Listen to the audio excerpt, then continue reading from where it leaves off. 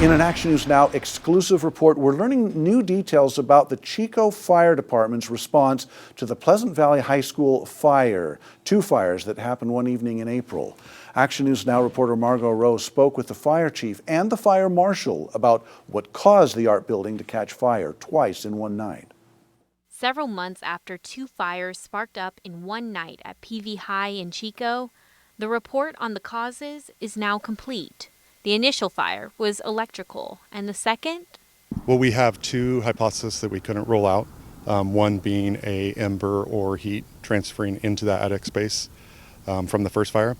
The second hypothesis is a electrical vent, one single electrical vent that caused both fires, but the second one in the attic had been smoldering, and we weren't able to locate why we were there the first time. When crews were doing the overhaul process on the initial fire, the thermal imaging equipment came back negative for any extra heat signatures throughout the building. Fairly new thermal imaging cameras that our crews use that are up to date on technology, so there's not much more to be able to find those fires when they're hidden back into under insulation in walls in certain areas. We did open up a lot of area around the first fire, and we were able to determine that there is no direct damage from the first fire area of origin to the second area of origin for the second fire. Typically after a fire is put out, a fire engine would be on standby to ensure that nothing would flare up again.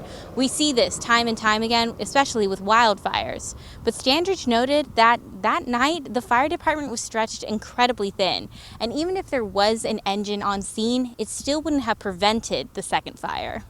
Even if we had an engine here, the likelihood is it would have been a very challenging hose lay to get it into the attic space, to find the seat of the fire, to extinguish it, do overhaul just by one crew. And so they would have still had to have called a full alarm, and that takes time. Chief Standridge noted he wouldn't have done anything different that night, as crews were following standard procedure. Reporting in Chico, I'm Margot Rowe for Action News Now. The Chico Fire Department says the investigation is closed and will most likely not be reopened.